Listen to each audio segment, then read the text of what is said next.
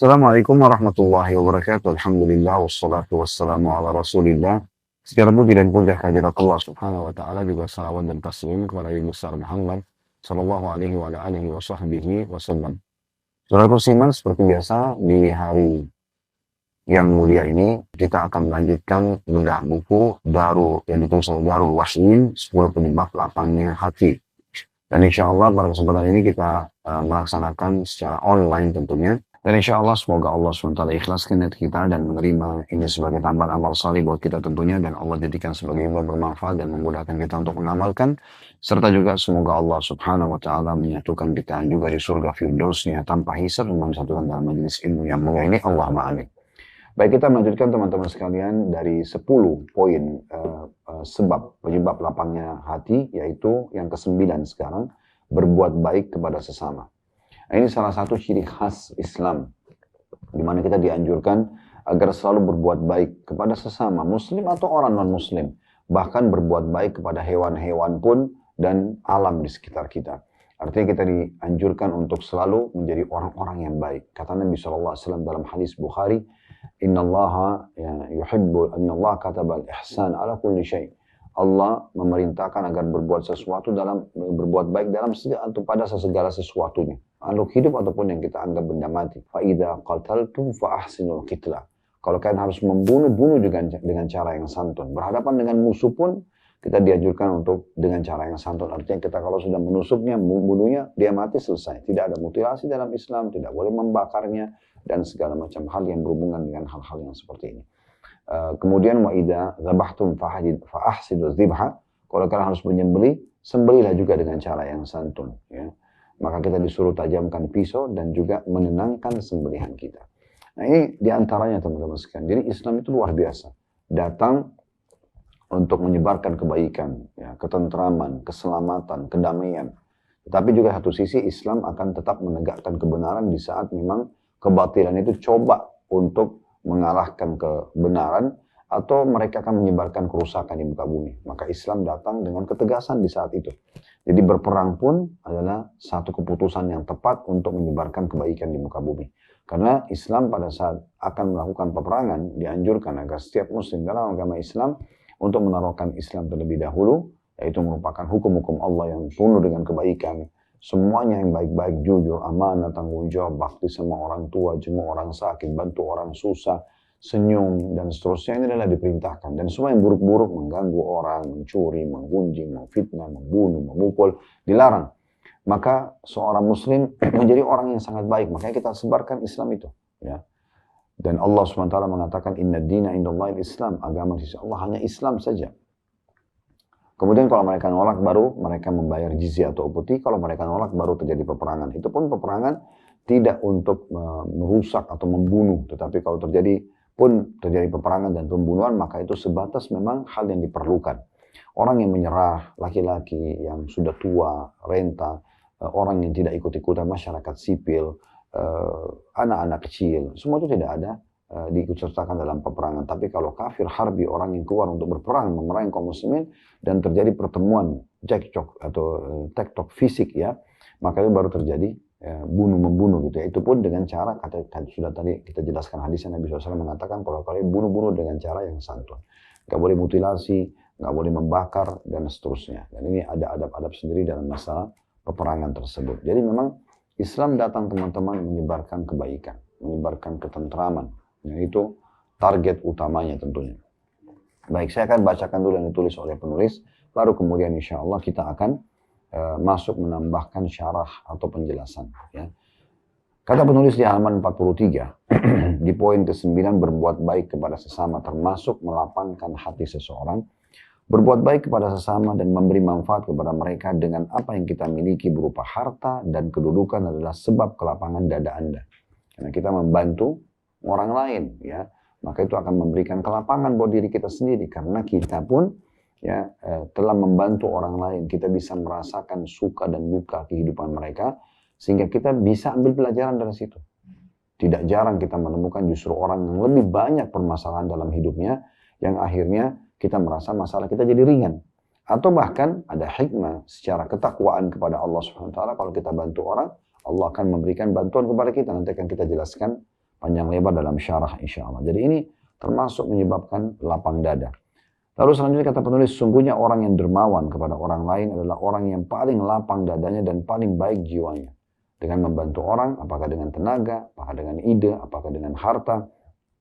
Semua ini teman-teman sekalian menunjukkan orang itu memang punya lapang dada. Dan orang yang seperti ini akan lebih mudah ya untuk memecahkan permasalahan yang sedang dia hadapi. Ya, dia akan lebih tenang dalam hidupnya. Karena itu di sini penerbit menebalkan tulisannya. Karena itu berkeinginanlah untuk memberikan kebaikan kepada sesama. Ya, karena di sini ini titik poinnya di situ ya. Terutama kepada kedua orang tua dan orang yang kedua orang tua ya, dan orang yang menjadi tanggung jawab Anda. Seperti istri, anak, ya, kerabat dan seterusnya. Ini yang harus didahulukan mulai dari mereka dulu, orang terdekat. Karena ada juga orang subhanallah dia sibuk dengan orang yang jauh, tapi orang terdekat terbengkalai. Mulai dari orang terdekat, kemudian baru orang-orang yang lebih jauh daripada mereka. Maksudnya secara hubungannya. Kemudian setelah itu, ya setelah kedua orang tua, setelah pasangan hidup, anak-anak, kerabat, maka kata penulis perhatikan juga tetangga dan teman-teman Anda. Jangan meremehkan kebaikan sekecil apapun. Karena dalam sebuah hadis kata Nabi SAW, la tahkiranna minal ma'rufi syai'a. Jangan kalian betul-betul pelit dalam satu kebaikan walaupun itu kecil. Jangan dianggap remeh. Tetap berbuat baik. Karena kata Nabi SAW, walaupun engkau bertemu dengan saudaramu muslim dalam kondisi tersenyum. Senyum saja sudah cukup dinilai sebuah kebaikan. Dan kata Nabi SAW dalam hadis lain, tabassum fi wajhi akhika sadaqah. Engkau tersenyum pada wajah saudaramu adalah sedekah. Berusaha senang dengan kebaikan yang diperoleh orang lain. Nah, ini juga poin penting ya. Kalaupun ada kelebihan yang Allah berikan kepada seseorang, kita senang dengan itu. Kita senang dengan itu. Kita berharap orang itu lebih bahagia, lebih tentram, lebih senang gitu ya. Nah, itu satu hal yang sangat baik. Ya. Sebagaimana Anda senang, kebaikan tersebut Anda peroleh. Jadi kalau ada poin seperti dalam diri kita, maka kita akan lebih lapang dada. Ya. Bahkan kita akhirnya selalu inginkan kebaikan bagi orang. Bayangkan teman-teman sekalian, kalau target kita berteman dengan orang atau membantu orang selalu ada balasannya, maka kita akan sangat membatasi interaksi kita dengan manusia. Padahal setiap orang itu butuh atau tidak butuh, kita bisa meraih pahala dari dia. Dia tidak butuh misalnya, tapi kita tetap coba ya. Misalnya mendoakan supaya Allah tetap lapangkan rezekinya, Allah tetap berkahi pekerjaannya, maka itu juga sebuah ibadah bagi kita. Orang yang butuh sama kita lebih besar pahalanya, karena apapun yang hajat yang kita punya, hajat-hajat dia itu akan menjadi penyebab kita meraih pahala sebagaimana akan kita jelaskan insya Allah dalam dalil-dalil yang cukup banyak sebentar lagi ya. Tapi ini kita masih baca apa yang ditulis oleh penulis dulu. Kemudian dikatakan, leluasalah dalam menyelesaikan berbagai hajat saudara-saudara Anda sebagai kaum muslimin atau sama kaum muslimin. Niscaya Anda akan menemukan kebahagiaan tanpa diragukan lagi. Berbuat baik dengan orang lain itu bagus sekali, namun berbuat baik dengan sama muslim itu jauh lebih besar lagi pahalanya. Terlebih lagi di waktu-waktu kita sekarang ini cukup banyak di antara kaum muslimin yang butuh bantuan dari kalangan orang-orang susah misalnya. Dan juga saudara-saudara kita di Palestina sekarang, mereka sangat membutuhkan bantuan kita tentunya. Nah ini poin yang tidak boleh luput dari setiap orang di antara kita teman-teman sekalian. Baik, ini yang ditulis oleh penulis, saya akan coba masuk lebih jauh menjelaskan syarah atau penjelasan tambahan berhubungan dengan masalah bahasan kita ini. Baik, kita akan mulai teman-teman sekalian dari surah An-Nisa, surah nomor 4 ayat 114. Di mana Allah subhanahu wa ta'ala menyebutkan tentang ciri seorang muslim dan harusnya mereka jadikan ini sebagai karakter mereka. Yang bunyinya An-Nisa surah nomor 4 ayat 114, la khaira fi katsirin min najwaakum illa man amara bi shadaqatin aw ma'rufin aw islahin bainan nas wa man yaf'al dzalika bitigha'a mardatillahi fasawfa nu'ti ajran 'azima. Tidak ada kebaikan pada kebanyakan bisikan-bisikan mereka kecuali bisikan-bisikan dari orang yang menyuruh manusia memberi sedekah. Atau berbuat ma'ruf yang dibolehkan dan diperintahkan dalam agama, atau mengadakan perdamaian di antara manusia yang sedang bertikai. Dan barang siapa yang berbuat demikian karena mencari keridhaan Allah, maka kelak kami akan memberi kepadanya pahala yang besar. Nah, dari ayat ini kita bisa lihat bagaimana dalam Islam kita kalau berbisikan, kita kalau membuat satu program, menyusun sebuah ide, ya, semua itu dalam Islam dianjurkan berisikan hal yang bermanfaat bagi orang lain. Ya, sehingga di sini dikatakan tidak ada kebaikan pada kebanyakan bisikan-bisikan manusia, ya, kecuali bisikan yang di dalamnya menyuruh orang berbuat sedekah atau memberi sedekah. Berarti kita menganjurkan orang kaya membantu orang miskin. Atau bahkan orang yang mungkin setengah punya kemampuan, dia akan memberikan, ya, kemampuan yang banyak atau berbagi kemampuan, kelebihan harta mereka kepada orang yang tidak mampu misalnya. Maka semua itu adalah hal yang baik. Kita motivasi orang agar bersedekah. Karena dengan sedekah, maka secara otomatis banyak orang yang terbantukan dan terpenuhi hajatnya. Kemudian dikatakan, atau berbuat yang ma'ruf. Berbuat yang diperintahkan oleh agama. Perintahkan orang sholat, puasa, bakti sama orang tua, yang menjenguk orang sakit, dan apa saja perintah dalam agama kita. Maka itu adalah poin yang baik. Kemudian, atau mengadakan perdamaian di antara manusia. Orang yang ribut, bertikai, kita berdamaikan. Ini semua adalah berhubungan dengan makhluk, sedekah, menyuruh orang berbuat ketaatan, dan juga memperbaiki hubungan yang rusak di antara orang di tengah-tengah masyarakat. Kata Allah SWT, siapa yang berbuat itu karena mengharapkan ridho Allah, pahala dari Allah, bukan dari manusia, maka ya, pasti kami akan berikan kepadanya pahala yang sangat besar. Begitu juga dalam surah Nisa, masih surah Nisa, tapi kita mundur ya, ini di ayat 85-nya. Allah berfirman, "Faman yashfa' syafa'atan hasanatan yakun lahu nasibu minha." Sampai memberikan pertolongan, syafaat yang baik, niscaya ia akan memperoleh bagian pahala dari perbuatannya itu. Dari perbuatan itu sangat luar biasa. Kemudian dalam hadis Nabi SAW, beliau mengatakan, "Man kana fi hajati akhihi, kana Allah fi hajati." Siapa yang memenuhi hajat saudaranya, walaupun kecil, maka Allah juga akan penuhi hajatnya. Nah, ini yang perlu kita fahami poin di sini. Anda kalau meluangkan waktu Anda, ide Anda, energi Anda, harta Anda untuk orang lain, maka berarti menandakan Anda sedang menolong diri Anda sendiri. Karena Allah Azza wa Jalla menggantungkan pertolongannya kepada kita dengan cara kita tolong orang lain. Kita berbuat baik kepada sesama. Makanya Nabi SAW mengatakan, siapa yang memenuhi hajat saudaranya, menutupi kebutuhannya, ya, maka Allah juga akan penuhi kebutuhan dia. وَمَنْ فَرَّجَ عَنْ مُسْلِمٍ كُرْبَةً فَرَّجَ اللَّهُ عَنْهُ بِهَا كُرْبَةً مِنْ كُرَبِ يَوْمِ الْقِيَامَةِ. Dan barang siapa yang melapangkan kesusahan seseorang muslim, ya, maka Allah pun di dunia, maka Allah pun akan melapangkan, ya, kesulitan dia pada hari kiamat nanti. Jadi unsur timbal baliknya ada. Kita dengan menolong orang, kita akan ditolong. Ya, kita membantu orang, kita akan dibantu. Dan yang bantu kita dan tolong kita bukan manusia lagi, tapi Allah Subhanahu wa Ta'ala langsung. Dan kita tahu Allah berfirman dalam salah satu ayatnya, "Inna Allah yarzuqu man yasha' bighairi hisab." Allah kalau sudah memberikan rezeki kepada orang, maka tanpa ada hitungan lagi di situ.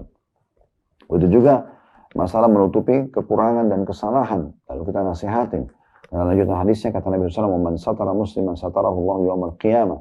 Dan barang siapa menutupi aib seorang muslim, Allah akan tutupi juga aibnya nanti di dunia, ya, atau di hari kiamat. Nah, hadis ini diriwayatkan oleh Bukhari dan juga Muslim, ya. Kita bisa lihat bagaimana luar biasanya ya penyampaian Nabi alaihi salatu wassalam ini luar biasa gitu.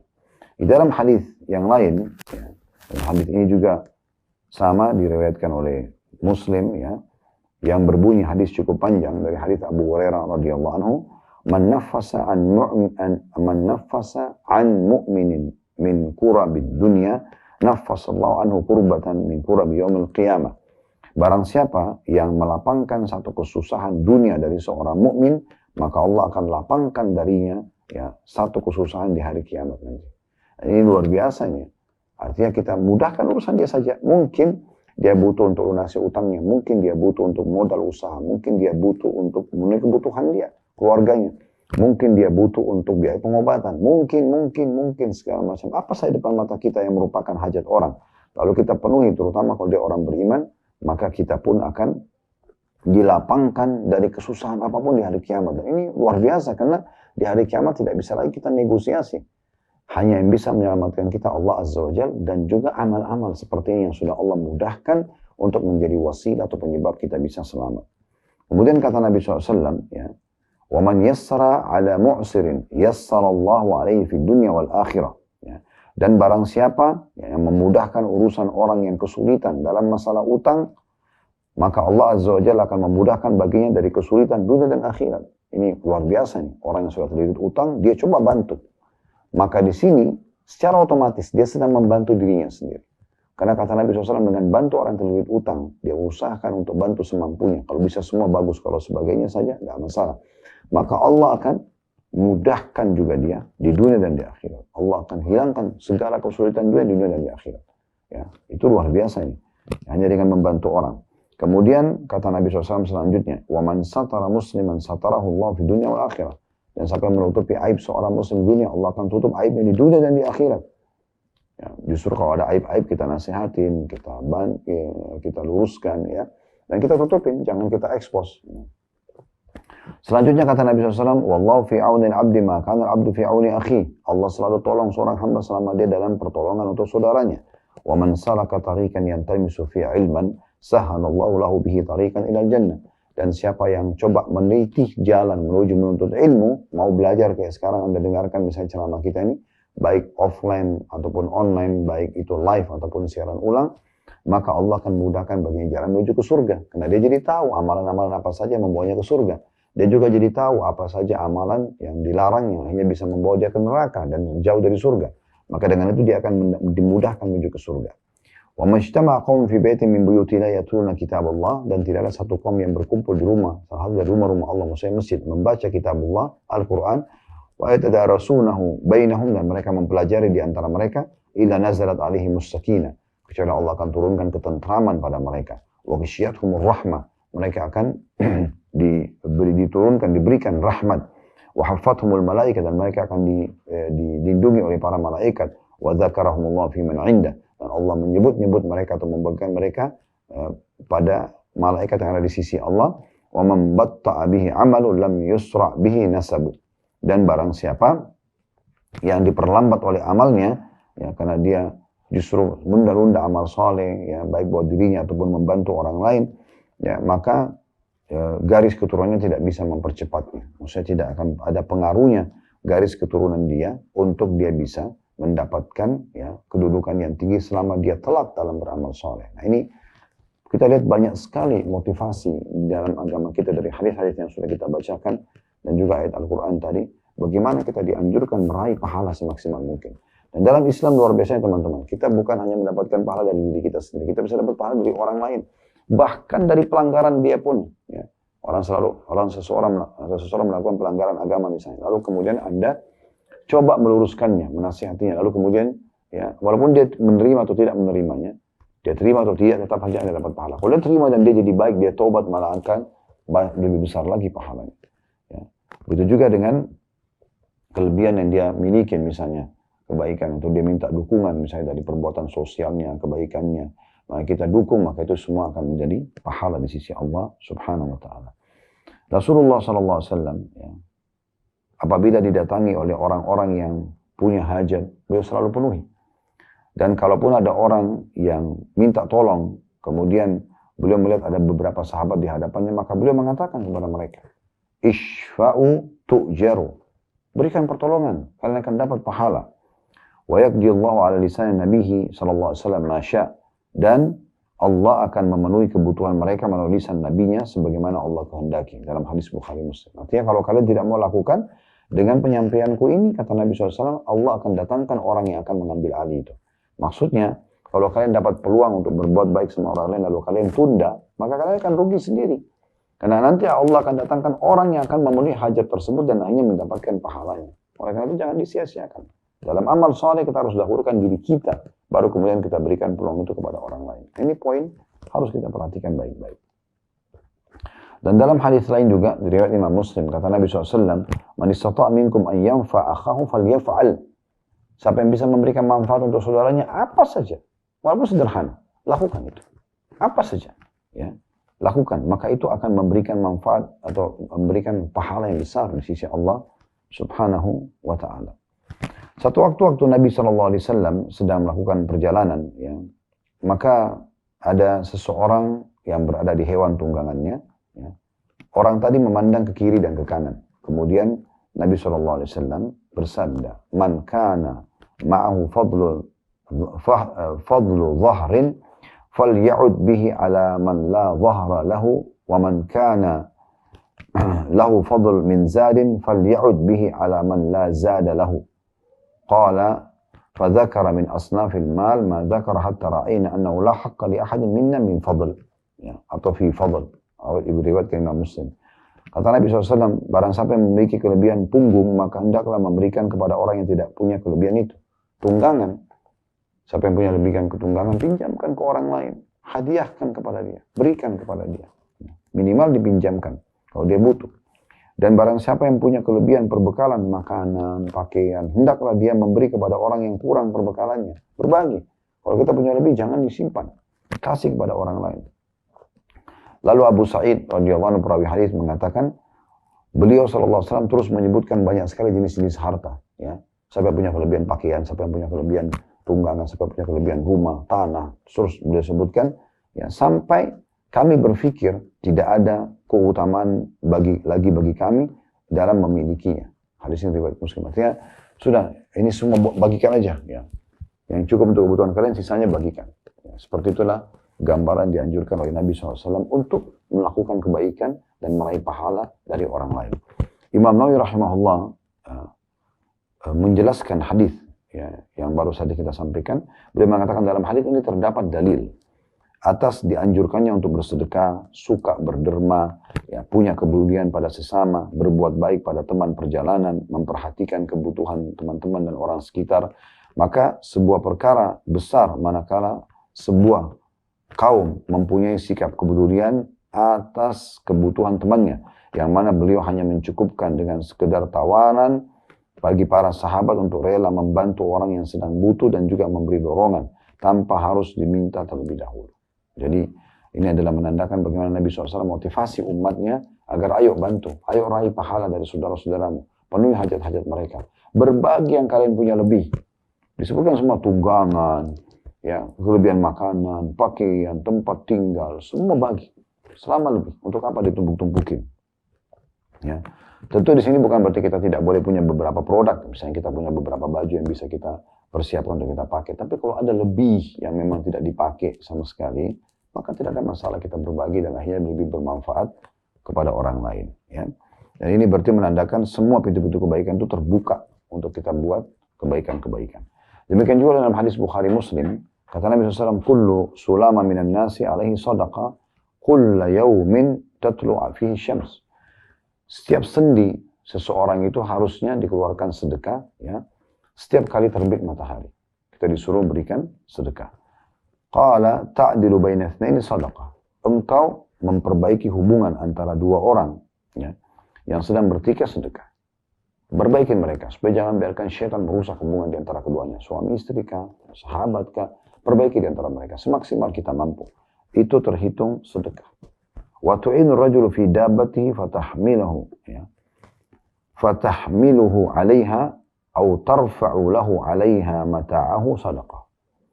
Ya, juga sisi lain kata Nabi SAW, engkau menolong seseorang yang berkendaraan lalu engkau bantu dia untuk naik kendaraannya atau mengangkat barangnya, ya, ketunggangannya itu, atau membantu membawa, misalnya kita kayak kresek belanjaan atau apa, maka itu juga dihitung sedekah. Itu Nabi rincikan luar biasa nih, sampai pada hal-hal yang seperti ini, detail sekali. Jadi sekali lagi, engkau memperbaiki dua orang yang sedang bertikai sehingga mereka baikan, itu sedekah, pahala besar. Engkau membantu seseorang untuk naik ketunggangannya atau membawakan barang-barangnya, juga sedekah. Qala wal kalimatu thayyibatu sadaqah. Lalu Nabi SAW juga mengatakan, dan perkataan tutur kata yang baik juga terhitung sedekah.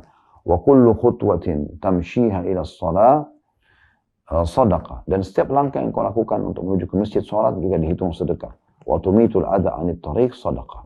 Dan engkau juga menghilangkan sesuatu yang menghalang atau yang bisa mengganggu orang di jalan, itu adalah sedekah.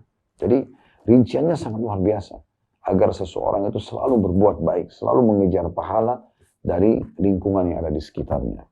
Ibnu Qayyim rahimahullah mengatakan, dan akal juga nas itu dari wahyu Al-Quran dan Sunnah, serta fitrah, sesuatu yang alami dalam diri seseorang, didukung penelitian dari berbagai kalangan umat beragama dengan segala macam kelompok dan ragamnya, semuanya sepakat bahwa mendekatkan diri kepada Rabb semesta alam dan berbuat baik serta ihsan pada makhluk Allah termasuk faktor terbesar dari faktor-faktor yang ada untuk memperoleh setiap kebaikan, setiap kelapangan.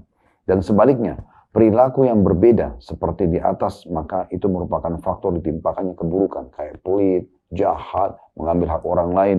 Oleh karenanya kata beliau, salah satu usaha untuk mendapat nikmat-nikmat Allah Subhanahu wa taala, di antaranya lapangnya urusan kita dan lapangnya dada kita, adalah berkeinginan untuk menolak bencana dan azab Allah, berusaha untuk, maaf saya ulangi, oleh karenanya salah satu usaha untuk mendapat nikmat-nikmat Allah SWT serta berkeinginan untuk menolak bencana dan azab Allah yang dilakukan dengan ketaatan kepada Allah SWT adalah melakukan ketaatan kepada Allah dan berbuat baik kepada sama makhluk. Jadi ini poin yang diingatkan oleh Ibnu Qayyim, sangat baik ya, sangat rasional bagaimana kita bisa mendapatkan banyak solusi dari permasalahan kita hanya dengan ketaatan kepada Allah dan juga kita berbuat baik kepada sesama makhluk ya. Bagaimana ya, kita lihat Nabi Muhammad alaihi salatu wassalam, beliau berbuat baik kepada semua orang. Dalam hadis Bukhari disebutkan Nabi SAW tidak pernah menolak permintaan siapapun yang minta selama beliau mampu. Nabi SAW pernah lagi jalan di jalan, dalam riwayat yang lain, ada seorang anak perempuan yang memegang tangan beliau dan meminta agar dipenuhi hajatnya, dan beliau jalan bersama dengan orang itu, kan gitu. Jadi itu luar biasa. Jadi bagaimana Nabi SAW menjadi suri tauladan dalam masalah ini. Bahkan ada orang pernah datang meminta dengan cara yang kasar, mengatakan, ya Rasul, hai Muhammad, berikanlah harta yang sudah Allah amanahkan kepada anda. Kalau Nabi SAW berikan, uniknya orang ini waktu ditanya apakah cukup, dia mengatakan belum. Sampai mayoritas sahabat di masjid sempat marah dengan orang ini. Kemudian Nabi SAW mengatakan, kami sudah tidak punya lagi di masjid, tapi kamu boleh ikut ke rumah kami. Maka dia pun ikut ke rumah Nabi SAW, lalu Nabi berikan sampai orang itu mengatakan sudah cukup. Ya. Maka lalu dia mengatakan, jazakallahu khairan, semoga Allah balas anda dengan kebaikan. Kata Nabi SAW, perkataanmu yang bagus ini, saya berharap kamu ucapkan di depan para sahabatku. Karena tadi pada saat kau minta di masjid dan kami berikan dan engkau mengatakan belum cukup, sepertinya ada yang mengganjal dalam hati mereka. Maka bisakah kau ikut sekarang ke masjid lalu kau ucapkan apa yang baru kau ucapkan? Bilang jazakallah khair. Berterima kasih pada orang. Dia mengatakan bisa. Lalu Nabi SAW ingin memperbaiki kondisi hati ya para sahabatnya yang tadi sudah sempat jengkel karena orang ini meminta dengan cara yang kurang santun kepada Nabi SAW. Maka Nabi pun mengatakan, sesungguhnya saudara kalian ini datang meminta hajatnya. Dan kami berikan, lalu dia menganggap belum cukup. Lalu kami ajak ke rumah kami dan kami berikan, ternyata dia sudah mengatakan cukup.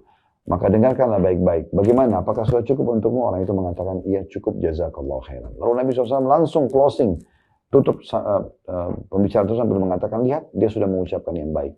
Jadi maksudnya, hitung penilaian baiknya, jangan hitung perbuatan yang awalnya. Agar tidak ada permusuhan di tengah-tengah manusia, di tengah-tengah kaum muslimin. Semua berisikan hal-hal yang positif di sini, semua yang baik-baik saja. Nah ini yang dimaksudkan. Bagaimana Nabi SAW mengajarkan kepada para sahabatnya poin-poin seperti ini yang harus kita fahami baik-baik. Contoh yang lain tentunya bagaimana ya Nabi Yusuf alaihissalam ya, juga dalam kisah sangat dermawan, ya suka membantu orang-orang yang membantu pada saat mereka peceklik. Ya, dalam surah Yusuf diceritakan bagaimana Nabi Musa alaihissalam membantu penduduk wanita yang ada di wilayah Madian, ya, dua wanita yang minta bantuan atau butuh bantuan untuk diisikan air. Allah gambarkan, walaupun itu sebenarnya sederhana ya, mengambilkan air dari sumur lalu memudahkan untuk dua wanita tersebut yang nanti salah satunya jadi istri beliau tentunya. Maka itu juga adalah contoh yang disebutkan dalam Al-Quran. Ya. Dan bagaimana cukup banyak contoh-contoh dari para nabi-nabi dalam masalah ini, juga dengan para sahabat Nabi Ridwanullah alaihim. Ya. Bagaimana Khadijah radhiyallahu anha membantu Nabi SAW, ya, membantu kerabat, ya, membantu kaum muslimin, membantu dakwah ini dengan hartanya. Makanya Nabi SAW pernah berkata kepada Aisyah, wahai Aisyah, tidak akan pernah ada yang bisa menggantikan Khadijah, karena dia beriman padaku di saat orang-orang tidak beriman, dan dia membantu agama ini dengan seluruh hartanya. Radhiyallahu anha. Jadi memang luar biasa. Nah ini disuruh untuk berbuat baik seperti ini. Dan ciri Nabi SAW memang seperti itu. Makanya Khadijah sendiri memuji Nabi SAW sambil mengatakan, waktu beliau ketakutan pertama bertemu dengan Jibril di Gua Hira, di Jabal Nur, beliau ketakutan pada saat itu. Apa ini? Karena belum pernah bertemu dengan malaikat dengan postur aslinya Jibril AS. Maka kata Khadijah menghibur suaminya, sungguhnya apakah engkau kira engkau diganggu oleh syaitan atau jin? Engkau adalah orang yang suka menyambung tali kekerabatan, memikul beban orang lain yang mendapat kesusahan, ya, kemudian pemberi orang yang papa, yang butuh bantuan, penjamu tamu, serta pendukung setiap upaya penegakan kebenaran dalam riwayat Bukhari. Lalu untuk apa kamu khawatir? Nah ini merupakan ciri khas Nabi SAW. Gitu ya. Ini luar biasa. Dan Nabi SAW juga tidak pernah menolak. Kayak tadi saya bilang orang kalau minta bantuan, sampai pernah ada orang datang minta, beliau berikan. Dan kalau Nabi SAW berikan itu tanpa pamrih, tanpa berharap balasan, dan tanpa penilaian. Beliau pernah mendapatkan sekian keranjang hasil panen kurma yang sangat banyak. Ada orang minta, beliau kasih. Kasih satu keranjang, bukan berapa butir misalnya. Dikasih semua. Sehingga kebutuhan orang terpenuhi. Dan pada saat itu habis. Masih ada juga orang yang minta bantuan. Maka Nabi SAW terlihat sedih. Umar bin Khattab radhiyallahu anhu lagi duduk di sebelah Nabi SAW lalu mengatakan, ya Rasulullah, tidak ada keharusan Anda harus membantu semua orang sementara Rasul tidak mampu. Maka Nabi SAW terdiam. Di sebelah Umar ada Ali, juga sahabat Nabi radhiyallahu anhu mengatakan, ya Rasulullah, di korek kantong ada uang 3 dirham. Dia mengatakan, saya masih punya 3 dirham. Maka sedekah ya Rasulullah, dimanapun yang Anda ingin sedekah. Maka Nabi SAW pun tersenyum lalu mengatakan, bihadza umirtu. Beginilah aku diperintahkan, agar selalu berbagi kepada orang lain dan juga memenuhi hajat orang lain. Nah ini hal yang luar biasa. Dalam sebuah hadis Bukhari yang lain dikatakan, dan termasuk amal yang paling Allah cintai, idkhalus surur fi qalbi muslim. Atau kama qala Nabi SAW, engkau memasukkan rasa gembira dalam hati seorang muslim.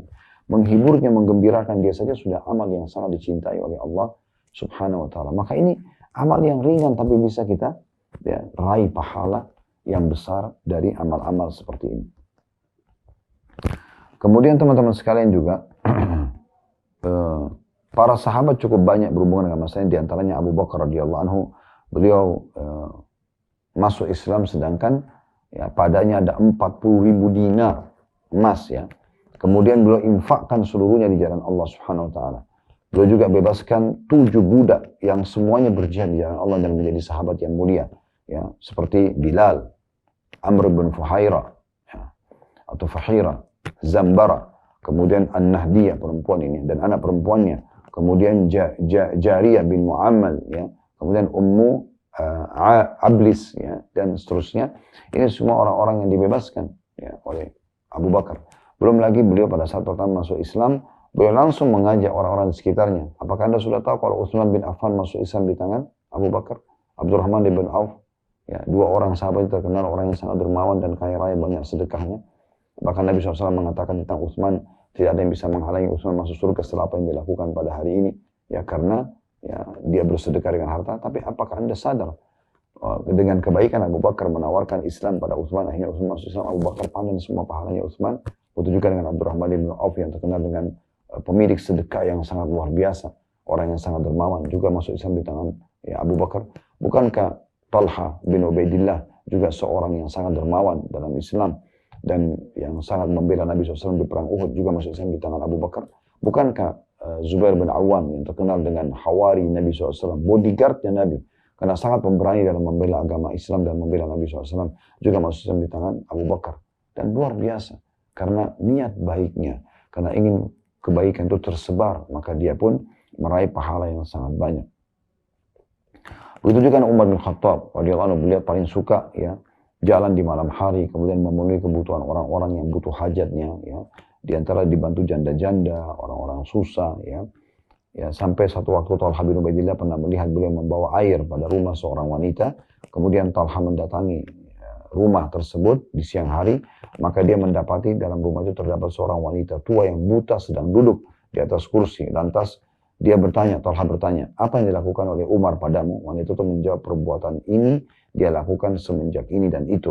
Beliau selalu memperhatikanku sambil datang membawa kebutuhanku dan melapangkan kesulitanku. Jadi siapa teman-teman sekalian yang berpikir seperti Umar bin Khattab? Dia datangi seseorang, di masa itu tidak ada media, wanita tua, buta, janda, nggak ada orang yang urus. Dia datang khusus untuk memenuhi hajatnya. Dan sudah sekian tahun dia kerjakan itu. Karena fahamnya Umar, pahala yang sangat besar. Walaupun manusia tidak tahu, tapi Allah Azza wa Jalla tahu. Itu luar biasa.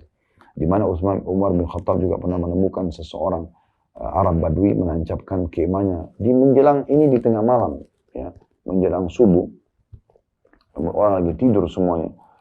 Dia tancapin kemahnya di pinggir kota Madinah. Lalu Umar bertanya kepada dia, siapa kamu ini? Setelah salam tentunya. Orang itu jawab salam. Dia mengatakan, saya seorang musafir. Saya penat, saya akan istirahat. Besok saya akan pergi. Gitu. Kemudian tidak sengaja Umar mendengar ada suara tangisan atau rintihan seorang wanita dari dalam kemah. Lalu Umar tanya, siapa orang itu? Orang itu mengatakan, istri saya. Kenapa dia? Kata Umar. Kata orang tersebut, istri saya mau melahirkan, tapi saya tidak tahu bagaimana membantu dia melahirkan. Maka Umar di malam itu, tidak ada kamera, tidak ada media kayak kita sekarang.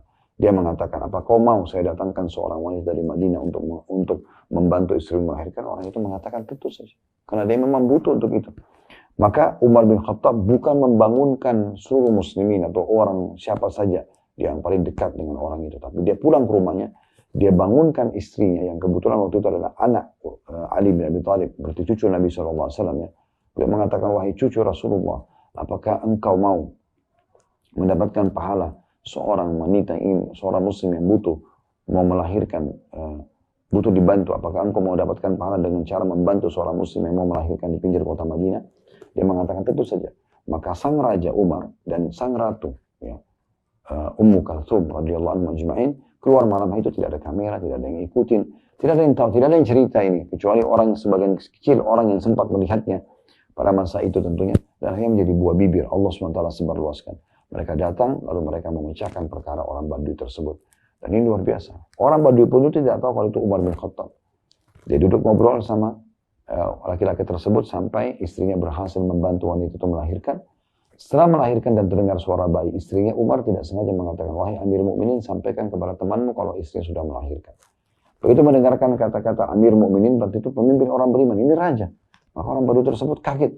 Lalu dia mengatakan, apakah anda Amir Mukminin Umar bin Khattab? Kata Umar, iya. Orang itu ketakutan. Dia mengatakan, maafkan saya. Kata Umar, tidak ada masalah, itu hak kamu. Besok, ya, kalau kamu butuh apa-apa, datanglah kepadaku dan aku akan penuhi hajatmu. Seperti itu luar biasa. Bagaimana Utsman bin Affan radhiyallahu anhu membeli sebuah sumur dengan harga 30.000, ya, atau tepatnya 35.000 dirham, ya, untuk diwakafkan agar muslimin bisa memakainya dan untuk Ibnu Sabil.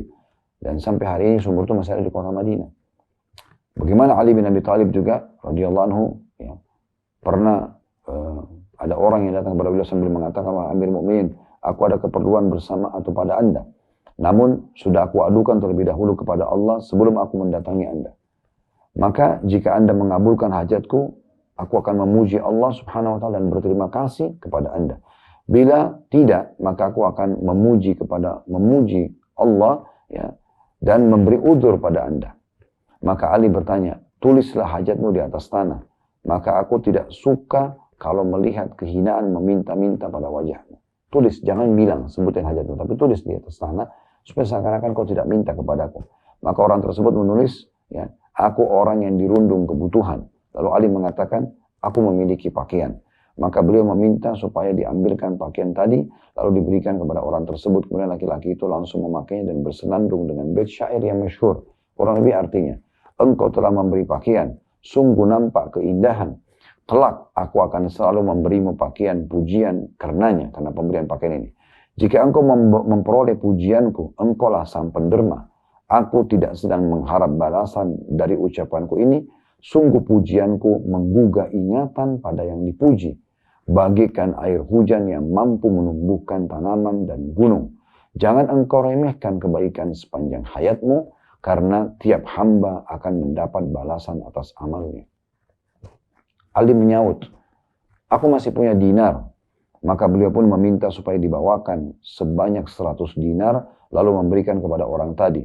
Orang tersebut berkata sambil menghitung dengan jarinya, wahai Amir Mukminin, engkau memberiku pakaian dan 100 dinar? Kata Ali, iya. Ya. Imam Az-Zahabi mengomentari, ya, satu waktu Syekh Islam Ibnu Taimiyah sambil mengatakan, dan beliau sangat dicintai oleh para ulama. Ibnu Taimiyah dicintai di masanya oleh para ulama, orang-orang saleh dari kalangan prajurit dan pemimpin, para pedagang dan orang-orang besar serta masyarakat umum. Mereka semua mencintainya dikarenakan jasa beliau bisa memberikan atau yang bisa mereka rasakan manfaatnya baik malam maupun siang, yaitu dengan tulisan dan ucapan-ucapan beliau. Dan begitu terus turun-temurun sampai di ulama-ulama di masa kita sekarang pun mereka terus mengerjakan kebaikan-kebaikan. Dinukil dari para ulama, Syekh bin Baz, Syekh Utsaimin, dan ulama-ulama yang besar. Mungkin di negara kita juga Indonesia cukup banyak di antara orang-orang yang penderma, ya, para ulama yang praktisi. Mereka itu memang mempraktikkan dengan mengejar kebaikan-kebaikan untuk orang lain. Bagi mereka, bagaimana bisa meraih pahala yang besar selain daripada amal kita pribadi dari orang-orang tersebut. Nah, ini yang dimaksudkan dari inti bahasan kita. Jadi ini sejalan dengan sabda Nabi SAW, sana'il ma'ruf, taqi masari'is su' wa sadaqatus sir tudfi ghadabur rabb. Semua perbuatan ma'ruf akan menjaga pelakunya dari kejahatan perbuatan buruk. Dia akan selamat dari berbuat keburukan, dia juga akan selamat dari keburukan orang lain. Dan sedekah dikala tidak terlihat orang banyak akan meredahkan ya murkahnya Allah Subhanahu wa taala. Seorang sahabat namanya Hakim bin Hizam radhiyallahu anhu mengatakan, tidaklah di pagi hari lalu aku menjumpai di pintu rumahku seseorang yang membutuhkan keperluan, melainkan aku akan penuhi ya. Karena memang ya, melainkan aku mengetahui bahwa itu adalah musibah bagiku ya. Maksudnya di sini dia mengatakan, tidaklah aku melihat seseorang di pagi hari pada saat mengetuk pintu rumahku atau buka pintu rumahku yang meminta kecuali aku anggap itu musibah bagi aku. Kenapa? Karena aku harusnya membantunya ya. Atau tidak membiarkan itu terjadi. Lalu kemudian beliau sibuk untuk membantu orang-orang yang susah ya. Begitu juga dengan Ibnu Abbas, beliau mengatakan ada 3 golongan yang aku tidak sanggup untuk membalas kebaikannya. Seseorang yang memulai salam bersamaku atau kepadaku, dan seseorang yang mempersilakan duduk untukku dalam satu majelis, dan seseorang yang kakinya terkena debu karena berjalan ingin memberi salam padaku. Ya. Dari ini Abdullah bin Abbas radhiyallahu anhu mengatakan, orang-orang yang berbuat baik seperti ini walaupun sederhana, hanya untuk mengucapkan salam, hanya untuk menyenangkan kabarku, itu adalah aku tidak bisa membalas kebaikan tersebut. Karena memang ya mereka luar biasa dalam mencari dan meraih pahala tentunya, meraih pahala ya. Allahu a'lam.